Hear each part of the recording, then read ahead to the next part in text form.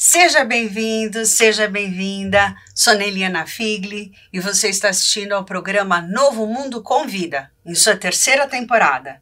Em nosso programa abordamos diversos assuntos relacionados à saúde mental, com destaque a temas como a dependência química e as dependências comportamentais.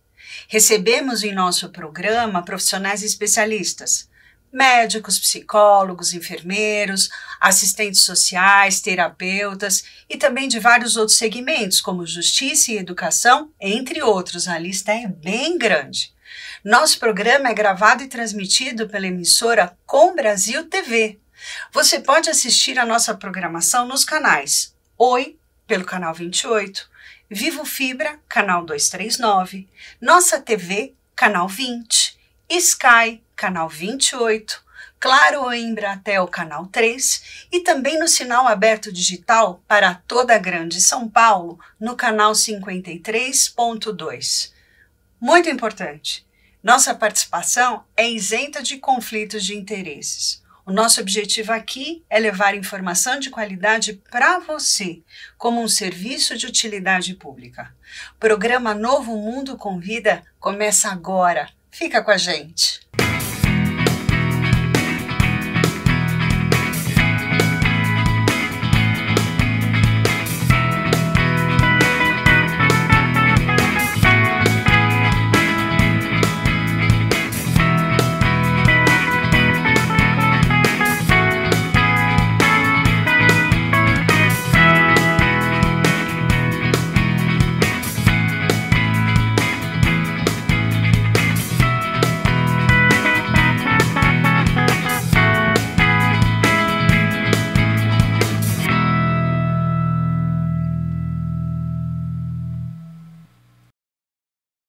Que bom ter você aqui com a gente, programa Novo Mundo Convida. Hoje eu tenho a honra de apresentar a Alessandra Dio. Ai, que alegria estar aqui.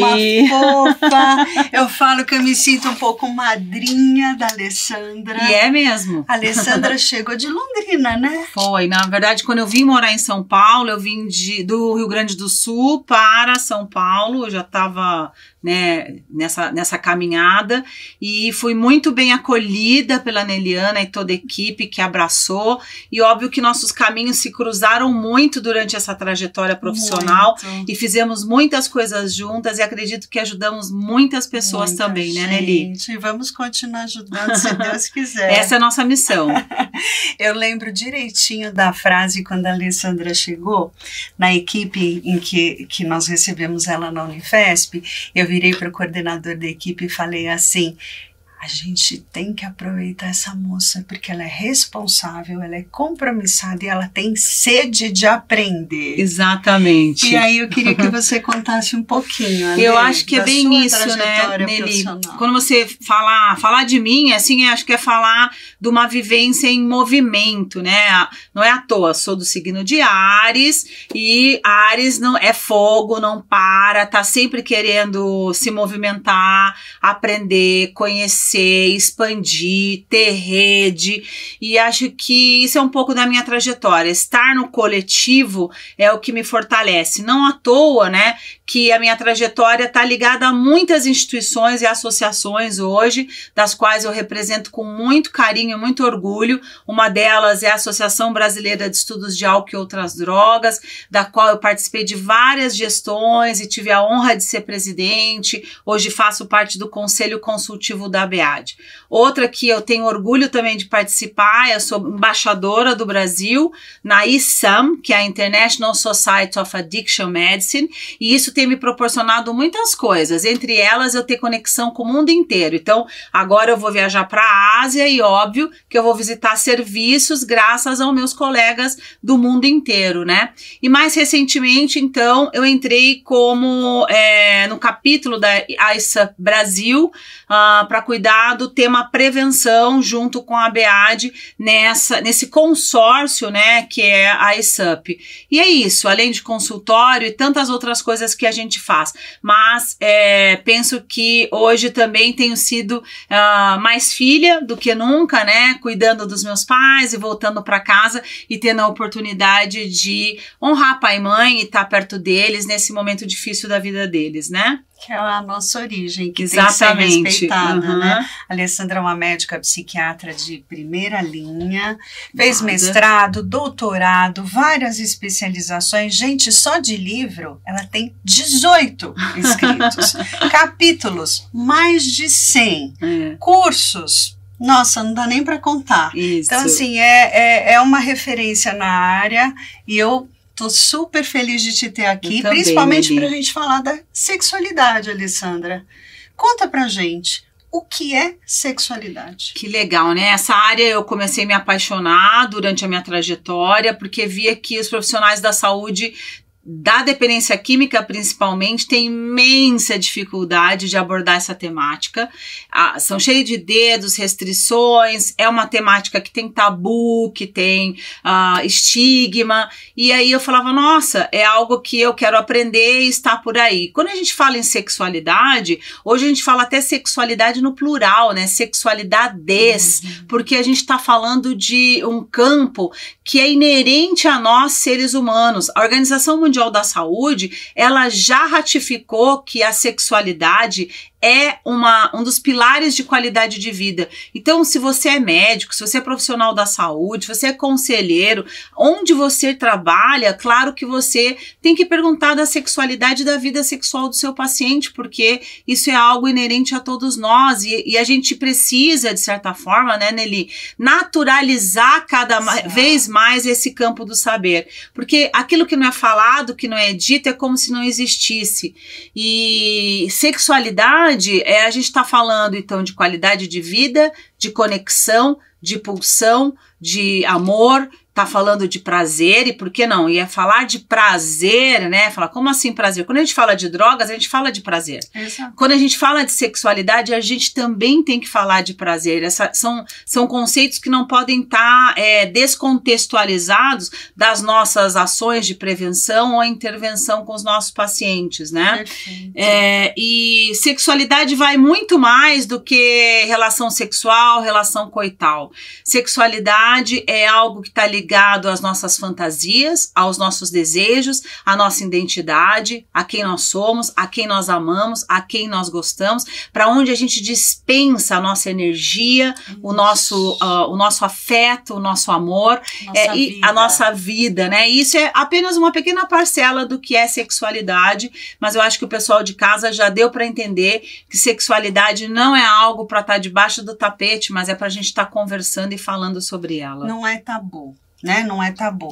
E me surpreende quando você fala que os profissionais da área de saúde têm um pouco de resistência, porque tem até aquele famoso bordão, né? Sexo, drogas e rock and roll. Porque quando a gente trabalha com o uso de substâncias, é impossível você não abordar a sexualidade. Como é que você vê essa intersecção, Alessandra? Infelizmente, assim, o pessoal da sexualidade me chama para falar das drogas e o pessoal das drogas me chama para falar de sexualidade. Mas eu já aceitei que eu tô nesse between aí, nesse meio do caminho, que é um lugar confortável para mim, e vejo que sim, o profissional da saúde, ele não é treinado na sua faculdade, ele não é treinado na escola, ele não recebe formação, e aí ele fica cheio de dedos para fazer perguntas muito simples, né?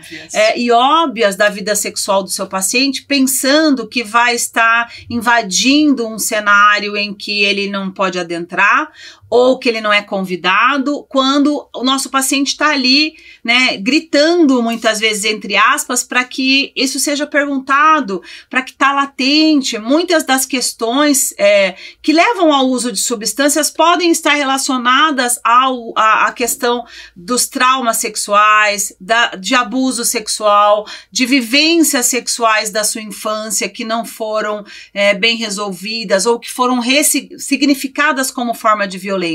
Então, eu acredito muito... Ou não, né, Alessandra? Ou não. Quando muitas vezes a pessoa é vítima de violência, mas ela é educada para entender que aquilo não foi uma violência. Que aquilo não foi violência. Isso é muito comum na nossa prática. Então, eu penso que são questões que vão passando e essas pessoas elas vão para vários locais de tratamento e os locais de tratamento dizem, não, ele veio aqui para falar das questões da droga.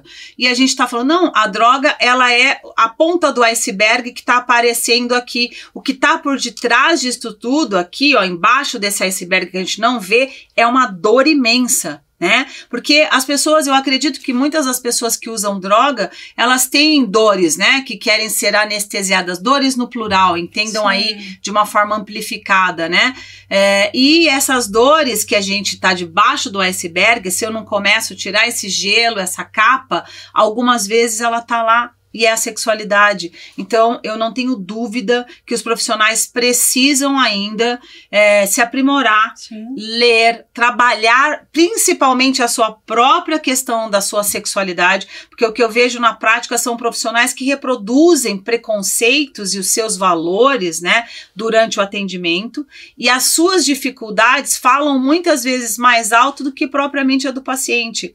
E eu que treino residentes, muitas vezes, eu falo, olha, isso diz mais de você, né, do que propriamente do seu paciente. Sim. Essa dificuldade está sendo sua. Se você pergunta essa questão de uma forma respeitosa, da linguagem que o seu paciente entende, ele vai entender que você está fazendo isso, não porque você é curioso e quer saber da vida sexual dele por saber, mas porque você se importa realmente com o que ele sente. E quer ajudá-lo. E é isso que nós temos que mostrar todos os dias quando atendemos e adentramos em assuntos tão delicados da vida dos nossos pacientes como esse, que é a vida sexual deles, né? Perfeito, perfeito. E fica tranquila que aqui você vai falar de sexo e de drogas, porque eu entendo assim que do mesmo jeito que sexo e drogas tem uma intersecção muito grande com o prazer, tem o lado da vida e tem o lado do adoecimento, por isso que essas pessoas nos procuram.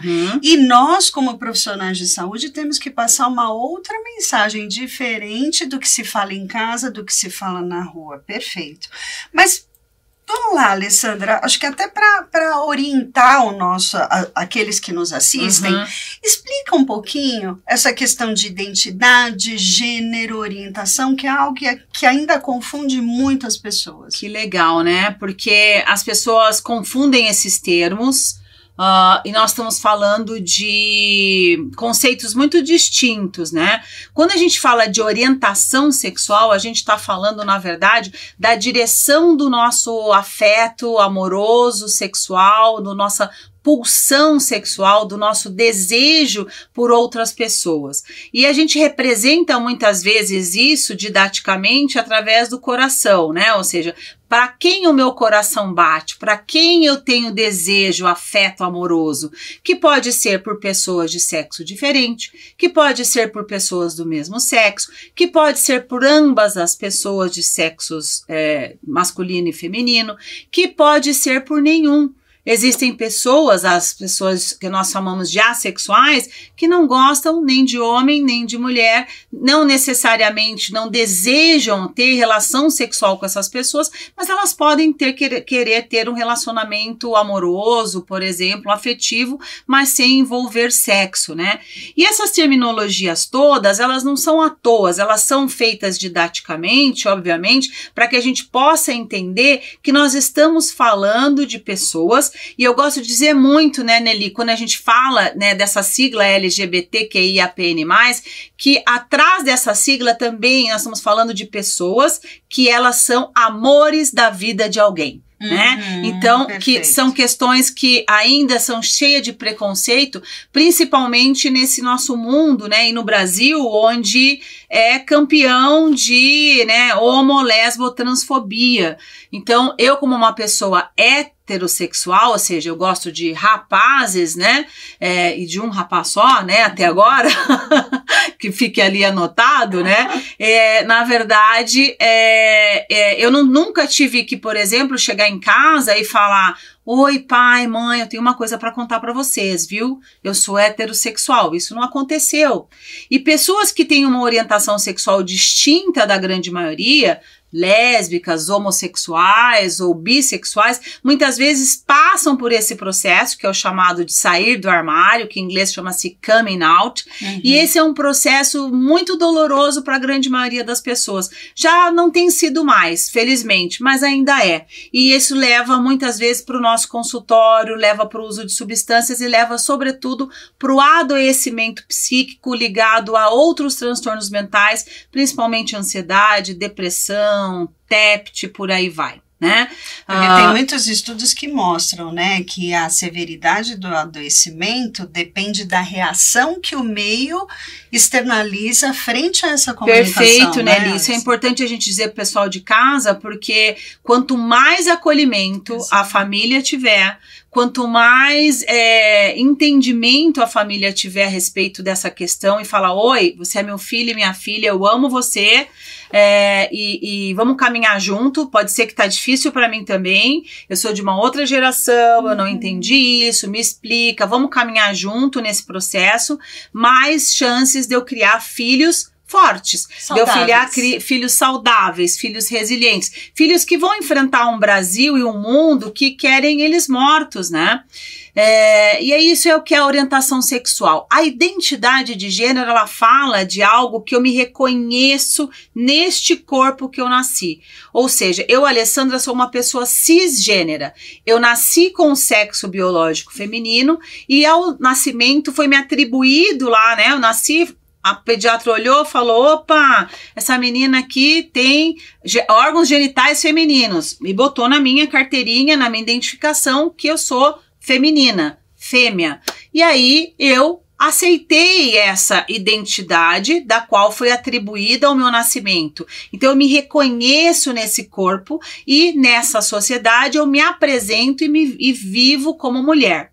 Mas existem pessoas que nascem com um sexo biológico e se identificam com um sexo ou um gênero, melhor dizendo, diferente daquele que foi atribuído ao nascimento. Então nós estamos falando de pessoas transexuais, pessoas que nascem com, né, que não tem uma discordância de gênero aí.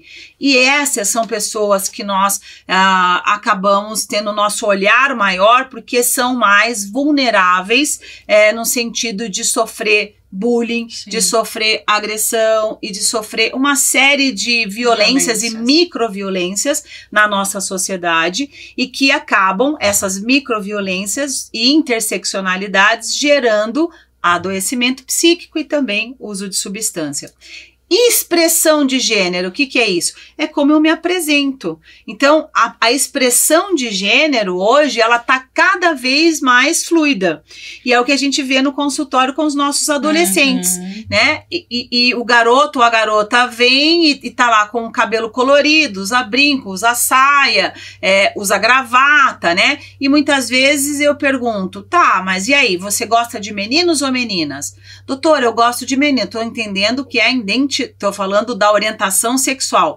E como é que você vê? E aí elas podem me falar, doutor, eu me vejo como uma pessoa queer, né? E não tem nenhum problema você também perguntar para ela. Você não precisa saber tudo. Você me explica, por favor, o que quer dizer isso, né? Para eu entender se é isso mesmo que você está me falando, né? E ela vai falar, olha, eu sou uma pessoa que transita, né? Ou não, eu sou uma pessoa agênero, eu sou uma pessoa que não me identifico com nenhum gênero, eu sou uma pessoa não binária, eu tô nem um polo outro. E eu sei que todas essas terminologias, elas nasceram dentro de um movimento político importante para dar visibilidade para cada uma dessas letrinhas, mas hoje existe um outro movimento, principalmente aí da teoria queer, que né, que tem uma das suas fundadoras, a Judith Butler, que vem desconstruindo tudo isso e falando, olha, talvez essas letrinhas não importem tanto, porque nós estamos falando de humanidades, de pessoas, né? Então eu não sei para onde isso vai caminhar realmente, né? E entendo que as letrinhas, né, e não é só uma sopinha de letrinhas, são pessoas, né, que representam cada letrinha dessa sigla imensa, por isso que é LGBTQIAPN+, e o mais é justamente... Explica essa sigla, Então, eu vou até pegar meu livro aqui para mostrar para vocês, né? Esse livro L de lésbicas, gays, bissexuais, transexuais, Q de queer, I de intersexuais, que são pessoas que nascem, os antigos chamados de hermafroditas, mas que nascem com uma alteração de sua genitália, que não podem nem ser identificados como homem e mulher. A de assexuais, P de pansexuais e N, então, de não binários e mais, né? Ou seja, neutros, né? E aí o mais é justamente para as outras letras que podem vir. Mas eu acho que mais importante do que saber essas letras é o que eu reforço, Nelly. Com esses 20 e tantos anos de prática, né? O paciente que entra no nosso consultório, ele não sempre é um militante, ele não é uma pessoa que necessariamente quer... Ele quer que você entenda, obviamente, o universo que ele vive, né? E é importante que você tenha o que a gente chama de competência cultural para acolhê-lo, né? Mas com neutralidade. Com neutralidade, né, para que ele possa chegar ali com segurança e falar que ele tem uma namorada, um namorado, e isso não causar nenhum problema para ele. Agora, nós vamos falar de uma parte extremamente importante, porque quando a gente fala de sexualidade é vida, mas muitas vezes, Alessandra, é confundido com doença. Então, como que você vê esse limiar entre saúde e doença? Legal, porque um dos nossos livros fala sexualidade do prazer ao sofrer, porque é algo que a gente está falando que é por o mesmo tempo que é fonte de prazer, fonte de alegria, você gerar filhos, você construir a sua identidade, você habitar esse corpo e ser feliz dentro desse corpo, também é um assunto que está repleto de outras coisas, como violência, como sexo não consentido, como pessoas, né, que pertencem a essas letrinhas que nós falamos no outro bloco e que ainda são vistas na nossa sociedade como portadoras de doença, né? E é importante a gente dizer que a orientação sexual, ela já fez parte dos manuais diagnósticos, mas com a DSM e a CID-11 principalmente, ela foi totalmente removida dos manuais diagnósticos, hoje não faz parte dos transtornos mentais. Então, você ter uma orientação sexual distinta da grande maioria, isso é só uma variação do espectro da forma de você gostar. Porém, existem outras questões que sim podem estar atrelado a comportamentos sexuais de risco, como por exemplo, algo que nós pautamos para falar aqui hoje, que é o chemsex, né? É um fenômeno que vem crescendo muitíssimo, começou a ser observado na Inglaterra, né, na década de 80, 90, um cara chamado David Stewart, que através muito da comunidade gay, ele começou a se aproximar desse universo, olhar para o HIV/AIDS, para as pessoas portadoras desse vírus, e também começou a perceber que existe uma parcela de homens que fazem sexo com homens, que tem uma forma ritualizada de fazer sexo. Então a palavra chemsex quer dizer sexo químico. Não são pessoas que simplesmente... E que na internet tem o termo chemsex. Chemsex ou outros nomes que muitas vezes os pesquisadores ainda estão brigando entre si por como chamam, para que a gente uniformize e esteja falando do mesmo fenômeno, mas na verdade, né, a ideia é que as pessoas, elas não simplesmente eu tomei uns goró, fiquei bêbada e tive uma relação sexual, não. É um uso das drogas ritualizado ao sexo. Então, eu busco parcerias que também utilizam drogas para poder estar fazendo atividade sexual. Em geral, é mais comum em homens que fazem sexo com homens, mas não é exclusivo para essa população. Nós também temos uma pequena parcela de mulheres e elas estão invisibilizadas nesse processo. E, obviamente, né, Nelly, que aí eu tenho que falar de algo que é adoecedor, né, nesse contexto sexual, que é o aumento do número de parcerias sexuais, o aumento do número de infecções sexualmente transmissíveis, o não uso de preservativo, o não uso da PrEP, né? Ou seja, quem tem atividade sexual muito alta, né, nessa população, deveria estar tomando uma pílula, né, e um kit antirretroviral que nos protege, ou seja, nós caminhamos muito durante a década de 80 para agora, o movimento HIV/AIDS no Brasil nos ensinou muito em várias áreas, e esse é um aprendizado que eu acho que ficou. Então, esse meu próximo livro vai sair o ano que vem, sobre chemsex, e eu me aprofundei principalmente porque recebi alguns pacientes no consultório e pacientes assim que a gente percebe que somente entrevista motivacional, somente TCC, somente grupos de mútua ajuda não conseguem atingi-los.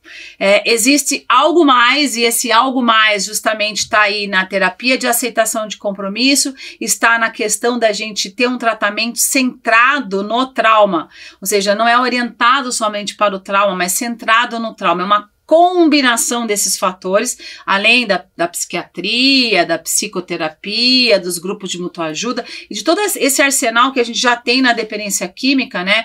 Mas esse paciente, ele tem me ensinado muito, né? Mas ao mesmo tempo eu tenho ficado com os cabelos brancos por conta dele, porque ele se coloca muito em risco, ele tem aplicativos, né? Como o Grindr e outros, em que ele escolhe as parcerias sexuais e que ele transa com várias pessoas ao mesmo tempo, sem preservativo, ele se coloca em risco porque ele usa cada vez mais drogas, então ele gosta de um tipo de sexo, por exemplo, em que se coloca cocaína no órgão genital do parceiro dele e ele sente mais prazer com isso, ou não, ele se injeta a droga para utilizar, porque a gente sabe que todo uso de substâncias, ele tem uma ritualização e aqui não é diferente, então o ritual para o chemsex também é importante que o profissional de saúde conheça e se aproxime, né, desse universo para poder realizar a prevenção. E aqui, óbvio que eu tenho que falar que a redução de danos tem o seu papel imenso, tá? Sim. Então, quem está nos ouvindo muitas vezes fala, a Alessandra, ela é proibicionista, ela é da abstinência, ela não é da redução de danos. Não, gente, eu sou da redução de danos e sou da abstinência. Aliás, a melhor redução de danos é a abstinência. Mas nesse contexto, a redução de danos da forma que nós entendemos, ela cabe perfeitamente, porque ao pedir para ele usar preservativo, eu estou fazendo redução de danos, porque ele decidiu que ele vai seguir tendo relação sexual e que ele vai seguir usando substâncias. Então, a redução de danos está você utilizar o seu antirretroviral antes de transar, você utilizar a camisinha, você não utilizar a seringa compartilhada, você deixar telefones de pessoas onde você tá, você, né, evitar riscos de overdose também, né, nesse contexto, você acessar, né, veias, inclusive, que são menos de risco para você ter uma overdose. Então, é importante que nós, profissionais da saúde, principalmente nós que somos da adicção há muito tempo, né, paremos de ficar nessa lógica de sou redução de dano, sou abstinência, porque quem cuida de pessoas que usam drogas tem que dominar todas essas técnicas e transitar com elas para atender às necessidades daquele nosso cliente, daquele nosso paciente. E esse é um cliente-paciente em que a redução de danos vai estar inserida com os grupos de mútua ajuda, com todas as questões que eu falei. E como é importante a pessoa ter a confiança no profissional de que ela pode falar isso, né? Porque é o que você muito bem disse. A meta é a abstinência, mas até chegar tem um percurso.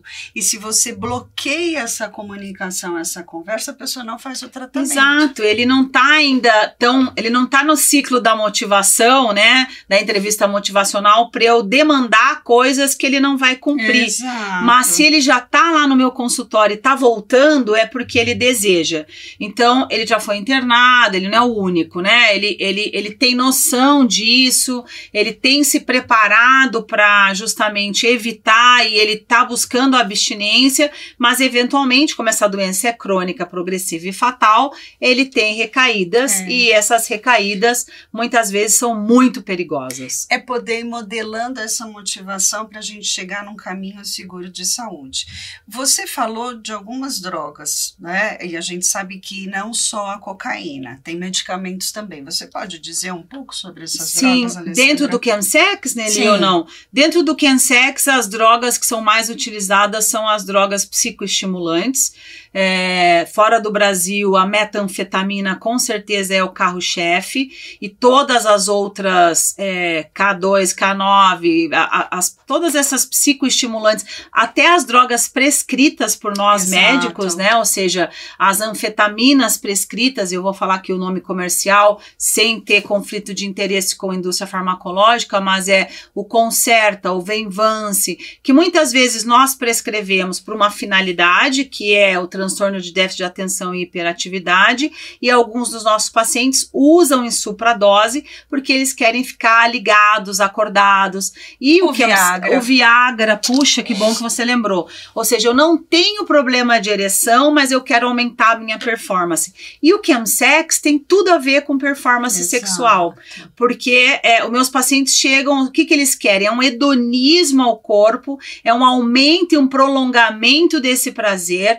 É como se dentro dessa cultura que a gente chama de hookup, dentro da cultura gay, que é uma pegação. Então, são vários parceiros, eles fazem coisas, por exemplo, que eu aprendi agora com um deles, que é o famoso trenzinho, né? Em que um transa com o outro, penetrando o outro através do sexo anal, e todos eles, muitas vezes, sob efeito de álcool, sob efeito de psicoestimulantes, porque eles querem ficar transando várias vezes com vários parceiros durante muitas horas. E, obviamente, que para aguentar tudo isso, muitas vezes anestesiado, né?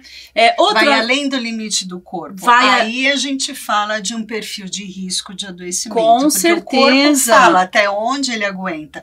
Quando você precisa utilizar drogas para ter uma outra performance sem uma recomendação médica, aí a gente fala de um perfil de risco. Perfil de risco, mas é importante que a gente note aqui que eu vou falar a linguagem clara, né? Eu tenho que dar no couro, eu tenho que dar várias naquela noite, porque aí eu sou o cara. É como se assim, já que eu sou gay, entendeu? Eu tenho que mandar bem na cama. Eu tenho que ser perfeito. Eu tenho que ser perfeito. E não somos perfeitos, ninguém é perfeito. Não, eu não conheço essa pessoa. Talvez eu conheça uma pessoa. Muito se fala da droga do estupro. Conta pra gente um pouco. Qual é a tua percepção, a tua experiência nessa área? A minha percepção é que isso está frequente nas baladas e que tantos homens gays, homens héteros, mulheres lésbicas devem estar atentos, né, ao que é colocado dentro do seu copo. O GHB, principalmente, gama-hidroxibutirato, é uma das drogas conhecidas nesse cenário, mas também os benzodiazepínicos, como roipinol mais GHB. São drogas que são depressoras do sistema nervoso central e que podem levar a óbito, inclusive, né? Muitas vezes, né, a droga, ela é o contexto utilizado para a pessoa ser roubada e ser abusada sexualmente, né?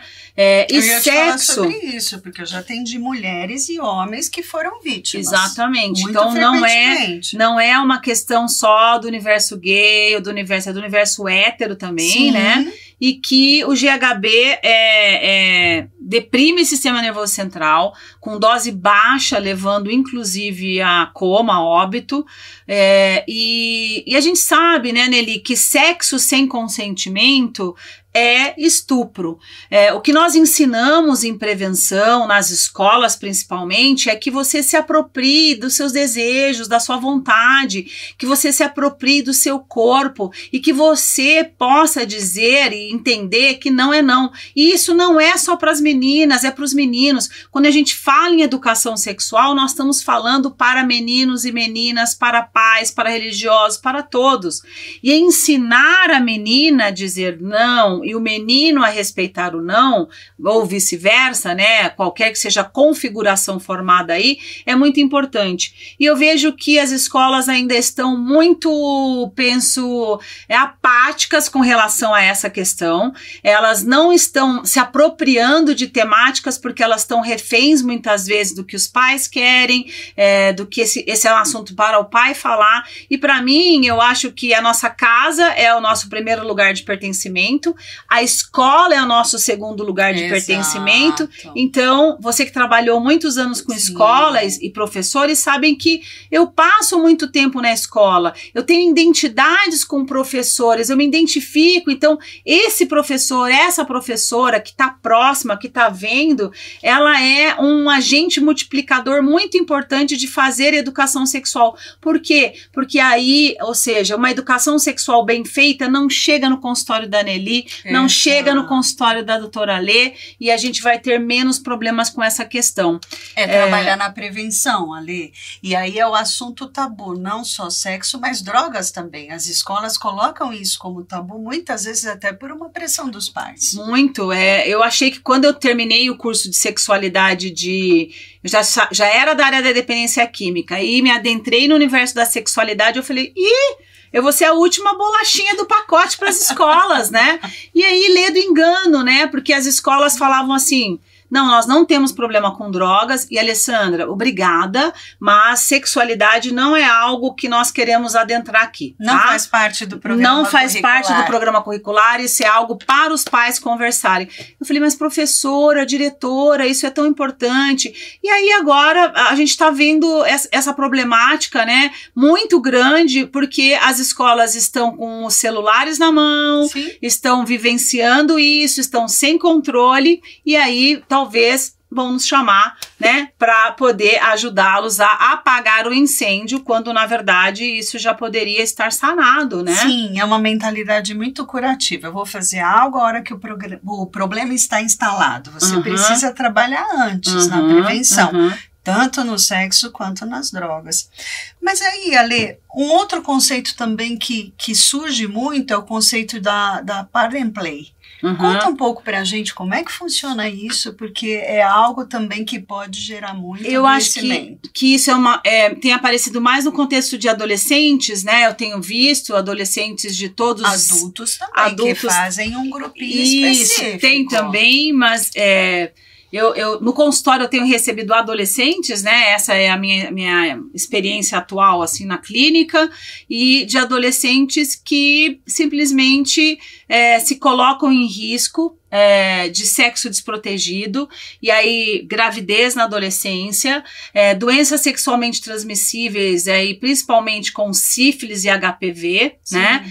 E se colocam em risco de traumas, inclusive, no sentido assim, bebem tanto e usam tanta droga que ficam, né, numa situação de queda, é o que aconteceu com a minha paciente, e pior, né, Nelly, porque esse grupinho de adolescente que fez esse tipo de festa, a menina foi filmada toda o que aconteceu, e isso foi parar na internet, na rede, e hoje nós estamos ali colhendo as consequências disso, que vai ser para a vida toda dela, né? Sim.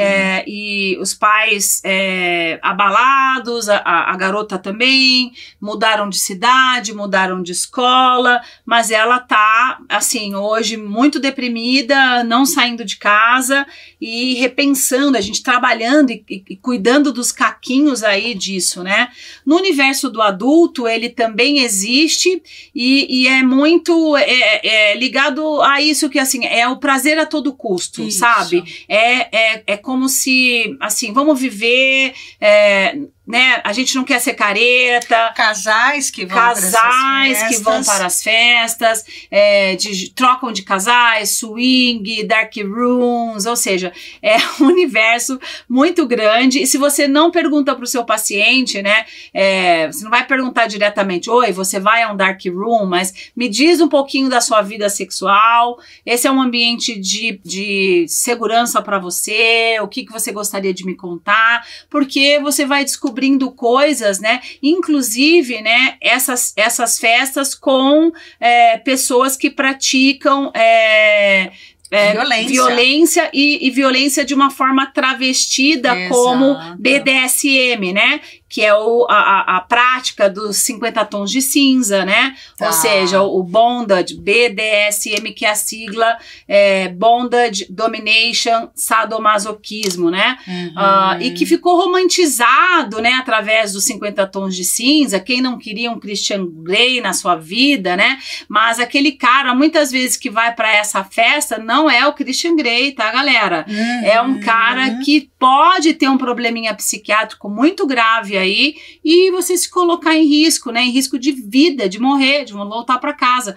ou redes, né, que eu acho que é importante a gente falar, né, Nelly, eu não estou extrapolando, né, mas é uma rede que pode ser de sequestro de mulheres e de humanos e de exportação de mulheres para sexo e para prostituição fora do Brasil. Sim. Então, é bom a gente ficar alerta, né, porque a gente pode escolher, né, a gente veio para esse mundo para escolher a parceria que a gente quer, trazer presença na vida do outro, né, e não é caretice que a gente está falando isso, porque às vezes quem nos ouve fala, ai, que caretinhas, falando que o que a gente faz é errado. A gente não tá aqui para julgar, obviamente a gente tá falando só que você se cuide, né?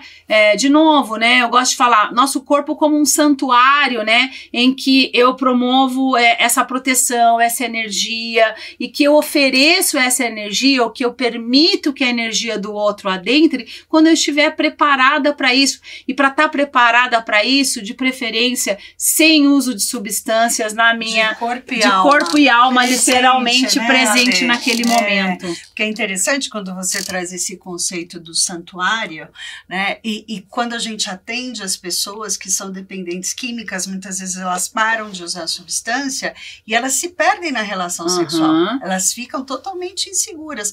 Mas quando elas voltam a ter a relação sexual, que eu falo do prazer dos réis mortais, aí sim, né? Nossa, é isso que eu quero. Alessandra, sempre no final do programa nós pedimos para que o convidado passe uma mensagem final para aquele que nos ouve. Então, acho que primeiro eu quero agradecer o convite e o carinho de todos vocês, me recebendo aqui com muito mimo, muito empenho, e quero deixar a mensagem para você que está nos ouvindo, que para trabalhar com pessoas a gente precisa se capacitar.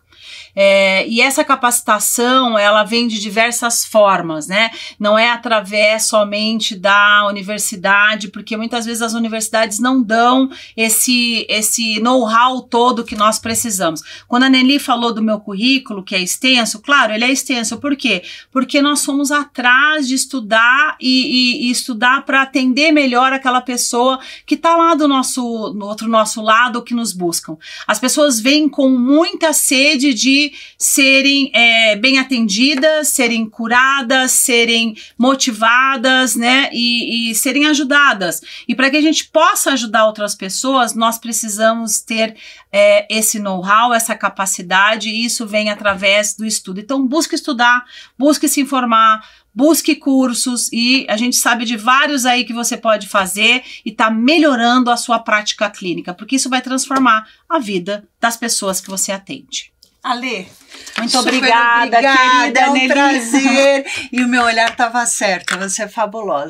Obrigada. Que linda. Obrigada. Muito obrigada. Foi um prazer ter você aqui conosco e te espero no nosso próximo programa com informação de qualidade.